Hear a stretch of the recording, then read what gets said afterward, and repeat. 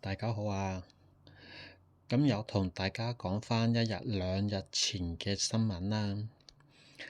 呢單新聞我本來都覺得冇咩嘅，因為佢前年都開始啦，舊年就已經擺明係要撤銷嗰啲幾百萬人嗰啲簽證㗎啦，已經係，所以一開始我都唔覺得有啲咩嘅。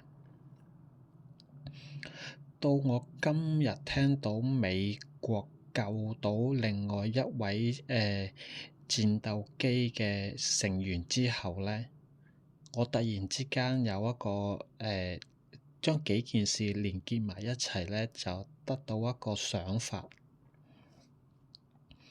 好啦，首先係美國政府針對伊朗採取了嚴厲嘅針對性行動，通過撤銷入境特權、拘捕和吊銷綠卡等方法，限制多名伊朗高官及其親屬在美國嘅合法權益。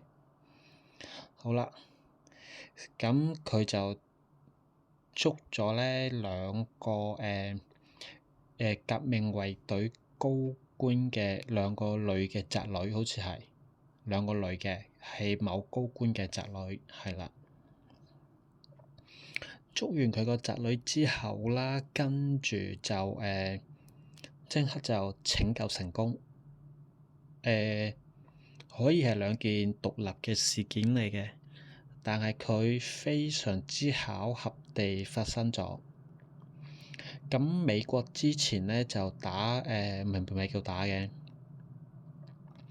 逮捕咗委內瑞拉嗰個總統馬杜羅之後咧，就話委內瑞拉依家咧係個安全嘅國家啦，所有申請想去美國嘅委內瑞拉嘅難民啊、移民啊、政治庇護啊，你咩都好，全部取消。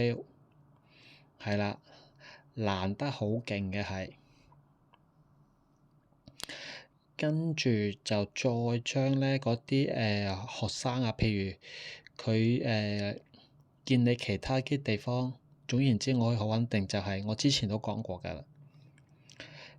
美國跟住會打咩地方咧？就係你邊個地方多啲唔係打嘅，美國跟住係針對咩地方咧？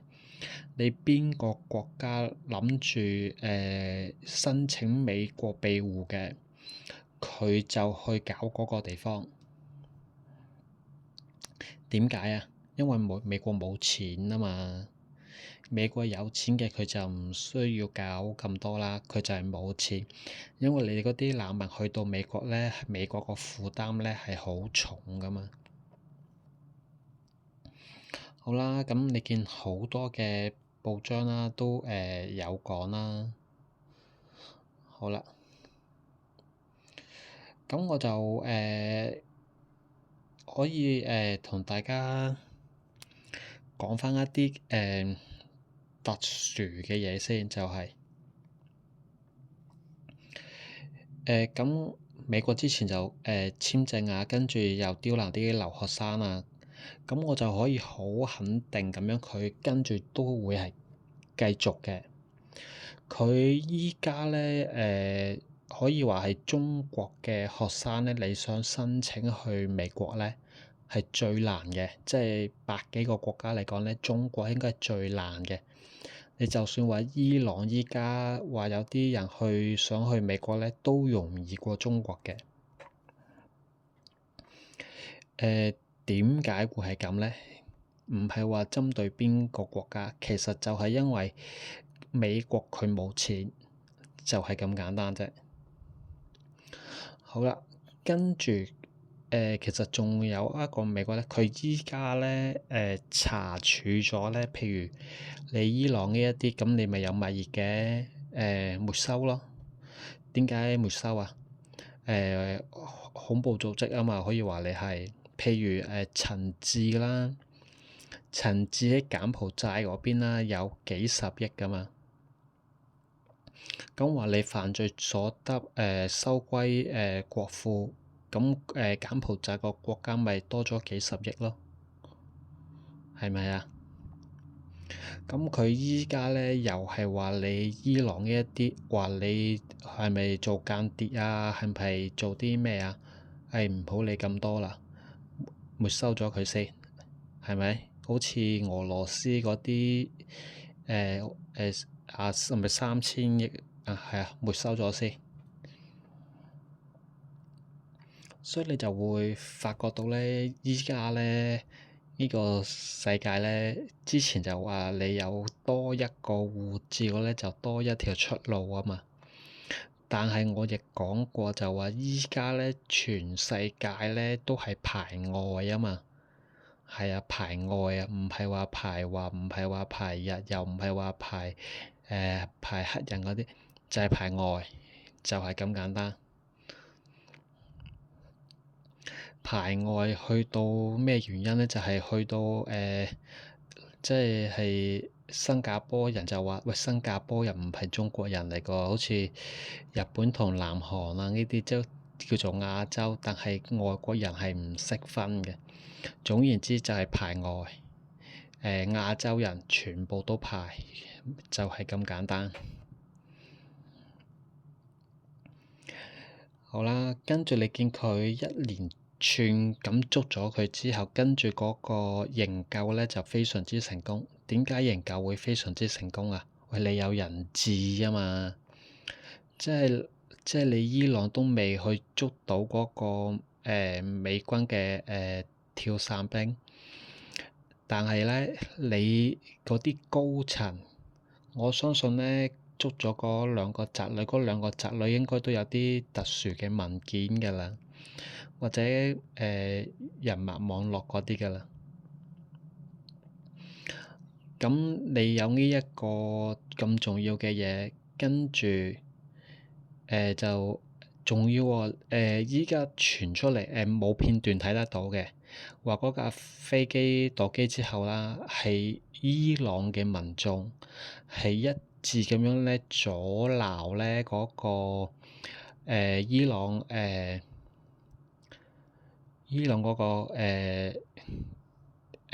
個嗰個叫做咩啊？嗰個叫做神權組織嗰啲士兵，即係革命衛隊，係啦，全部嗰啲民眾啊阻住嗰啲革命衛隊啊，所以咧嗰個美國嘅士兵咧先至有時間咧去逃走去山區啊。點解會發生啲咁離譜嘅事啊？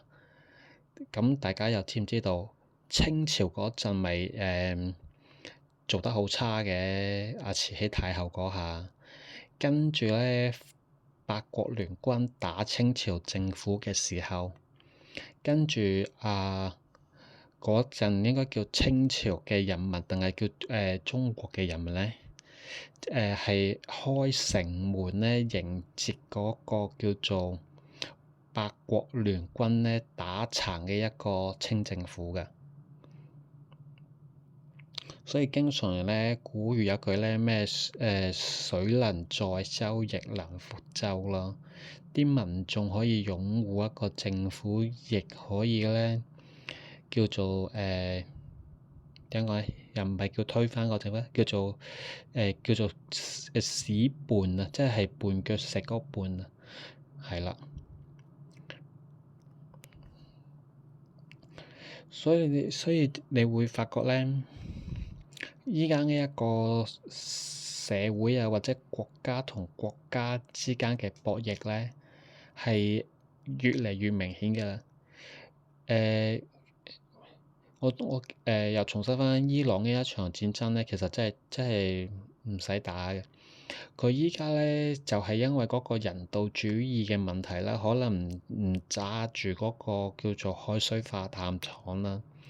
你一炸咗啲海水化淡廠，你伊朗就要向其他國家咧賣水，跟住其他國家話：喂，我啲船仲可唔可以出嗰個福爾摩斯海峽啊？需唔需要收錢啊？你伊朗就話：出，唔需要收錢，你唔肯賣水畀我就得㗎啦。所以伊朗根本就我都唔明白，但係依家好多人都會因為嗰個叫做叫做點咧，留翻一個好嘅名聲啊！如果咧第日嘅歷史上話啊邊個邊個啊下令啊炸咗伊朗嗰啲海水化淡廠啊，搞到伊朗啊啲人民3日冇水飲啊，跟住咧全國嘅國民啊喺一個星期之內啊死咗一半啊！哇！伊朗9000人，我死4500萬人，哇！呢一個好誇張啊嘛，所以係真係唔夠膽炸嗰個海水化淡廠啊！但如果你喺古代嘅戰爭嚟講咧，係第一時間就摧毀嗰個海水化淡廠啦。係啊，所以完全係我都覺得伊朗呢件事係多餘嘅。跟住嗰啲石油咧，又係可以好簡單解決嘅，但係佢永遠都係要複雜化嘅。咁正如你見伊朗有咁多人喺嗰個美國嗰度，只需要美國一捉一捉嗰啲人，跟住你伊朗嗰啲高層嗰啲親戚，全部都俾人哋捉晒，咁你仲點樣反抗啊？係咯。所以正常嚟講，咪伊朗咪會要求自己國家嗰啲人民唔可以出國咯，唔可以有護照啊。同埋都搞笑嘅，你會發覺咧，譬如以色列或者美國啊襲擊伊朗嗰啲石油設備嘅時候咧，俄羅斯佢嗰啲叫做專家啊，或者叫做工作人員咧。喺襲擊之前咧，全部人咧已經撤退咧，翻返去俄羅斯嘅喎。點解啊？一定係有內鬼啦！就算完全冇內鬼，你以依家呢一個今時今日嘅科技，截聽你嗰啲通訊記錄，容乜易啊？香港都有套電影叫做《竊聽風雲》啦，係咪？喺當今一個冇秘密嘅年代，有秘密用個量子電腦破解佢咯。就係、即係我依家都覺得呢一個點樣講咧？呢一個真係唔知，你永遠都唔會知道啲叫做。即係好似美國同埋歐盟嗰啲，你永遠都唔知道邊一個係盟友嚟嘅，隨時都係會離開嘅。咁我都覺得美國應該會離開歐盟嘅。點解咧？因為只有永遠嘅利益啊嘛，沒有永遠嘅敵人啊嘛。佢之前美國同歐盟合作咧係有利益啊嘛，佢依家美國同歐盟合作嘅話咧係冇利益。以特朗普嘅慣例嚟講咧，冇利益嘅話咧就會撤離咯。即係你之前話開放接受難民嘅，但係美國財政唔容許啊，咪 cut 咗啲難民去咯。所以任何問題只需要用錢嘅角度嚟睇嘅話咧，就可以猜出得特朗普佢個行事標準咧90%準㗎啦，係咯。咁美國其實依家都撤銷咗好多㗎。唔單止好似話依家美國佢仲係會俾人去入嘅。譬如美國係預100萬人嘅話咧，歐盟嗰邊就可能係有1000萬人咯。所以你會發覺咧，但係之前嚟講咧，譬如係美國係幾多，歐盟係幾多㗎嘛？依家個比例咧，美國嗰邊咧係大幅咁樣咧減少啊嗰個移民入口。而未來嘅5年內啊，歐盟咧都會跟住咧美國咁樣噶啦，大幅咁樣咧削減啲移民，甚至乎將現有嘅移民咧叫做撤銷佢哋嘅永居嘅。點點解會咁呢？因為歐盟個經濟都唔係太好嘅。係咯，所以好多嘢都係聽落去好似唔係好合理，但係好多件事巧合喺一齊嘅時候咧，你就會發覺係好合理嘅喎。好，一切向錢看。咁今晚嘅分享就到呢一度啦。鍾意個視頻嘅話咧，就免費咁訂閱啦，同埋可以推廣俾更加多嘅人知道嘅。多謝晒咁多位，拜拜。